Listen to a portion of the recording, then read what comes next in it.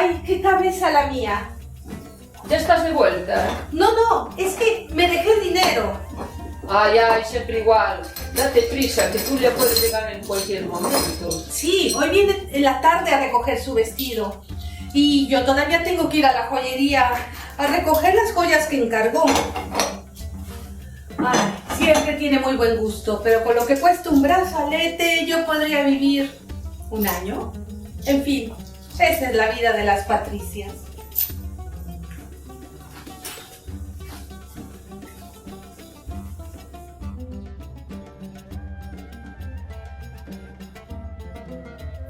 La joyería en la época republicana era bastante sencilla.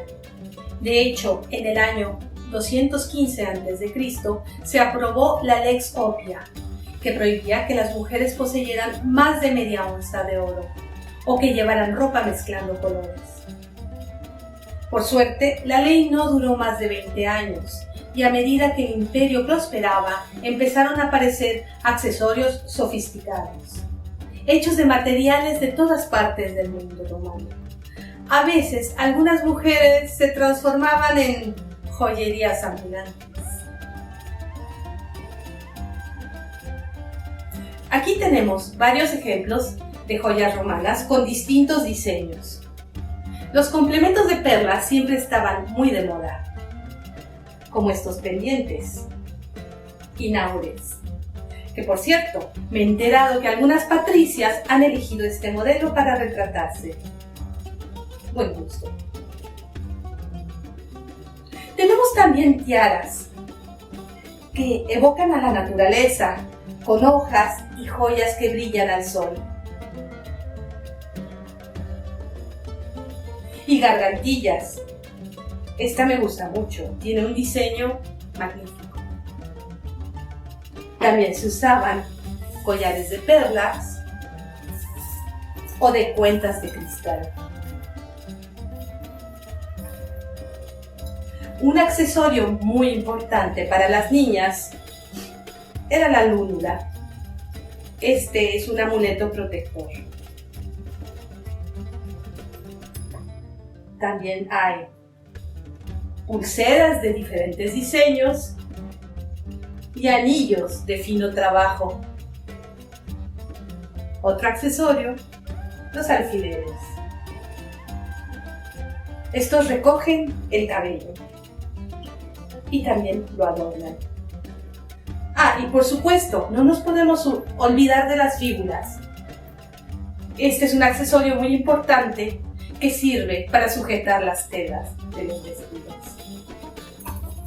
Como siempre, puedes elegir las joyas a tu gusto. Recuerda, en cuanto a ornamentos, en Roma, más es más.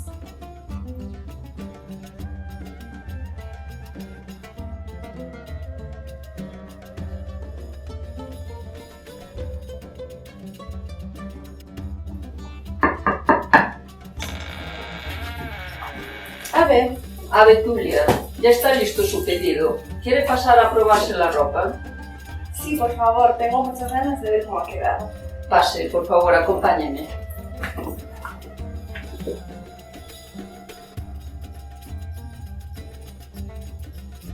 Antes de vestirse, las mujeres de poder romanas iniciaban el día con el aseo y vestido. Por supuesto, siempre a cargo de sus sufridoras esclavas. Aquí, Tulia lleva ya puesto el subuculum y el resto de la ropa interior. Ahora se pone la túnica superior, la stola.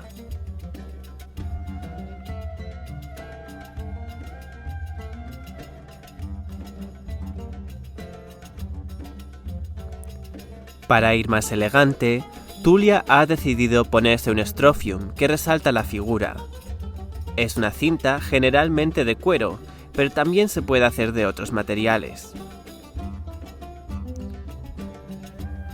Para empezar, se coloca la cinta por su mitad por debajo del pecho y se llevan los cabos hacia la espalda por debajo de los brazos.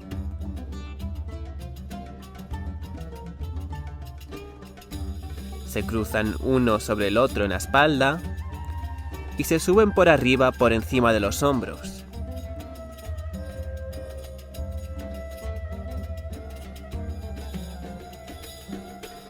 Se pasan hacia adelante bajándolos sobre los hombros y los llevamos de nuevo hacia la espalda por debajo de los sobacos.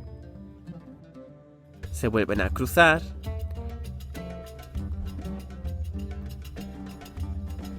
y se llevan hacia adelante por debajo del pecho. Si la cinta es suficientemente larga, se puede dar otra vuelta alrededor del pecho.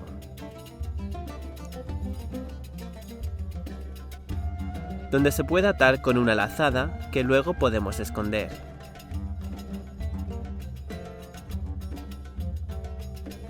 Luego añadimos el patagium y sacamos tela para bombarla.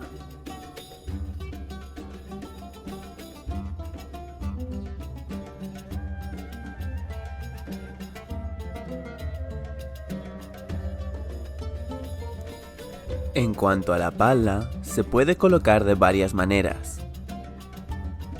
Hoy os vamos a mostrar 4. Una colocación sencilla sería colocar 1/3 aproximadamente sobre el hombro izquierdo. Se pasa por la espalda al lado derecho y se lleva hacia adelante por debajo del brazo derecho para dejarla sobre el hombro izquierdo nuevamente.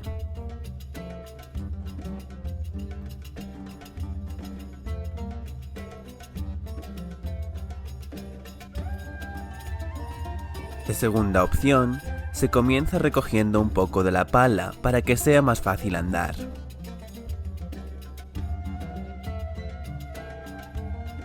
Se sujeta en el cinturón a la izquierda. Se pasa al lado derecho y se pasa por la espalda al hombro izquierdo. Por lo general, si se deja un hombro al descubierto, es el derecho. Estos dos estilos sirven para mostrar peinados un poco más elaborados, pero según Plutarco de Grecia, en el siglo I era más usual que las mujeres salieran a la calle con la cabeza cubierta. Para cubrirla es muy fácil, simplemente se pasa la pala por encima de la cabeza. Y así tendríamos la tercera colocación.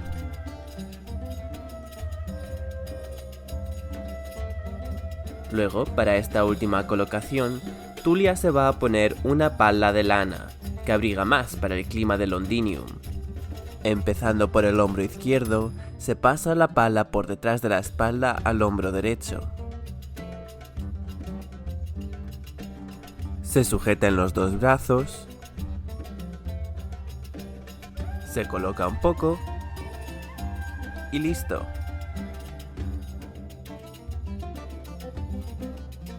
Pero también se puede subir parte de la pala por encima de la cabeza.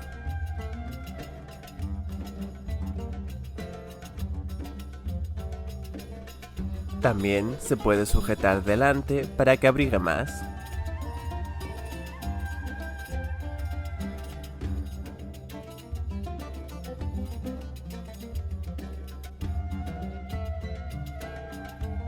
Ahora toca elegir las joyas. Se pone un collar, unos brazaletes, unos pendientes,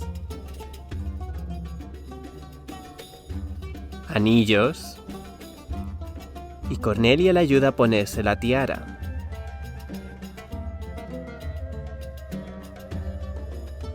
Por supuesto, puede elegir su abanico favorito y también un parasol. Y así ya está lista para su viaje. Otra clienta satisfecha para la tienda de Cornelia.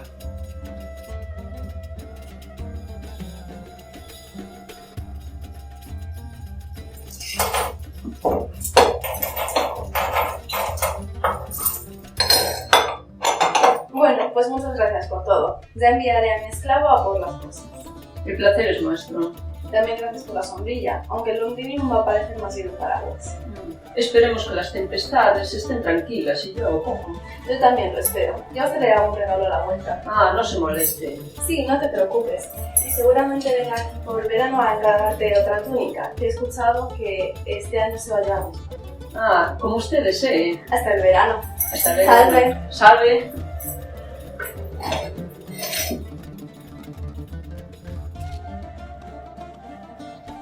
Esperamos que esta serie de tutoriales os haya mostrado la base de cómo confeccionar un traje romano.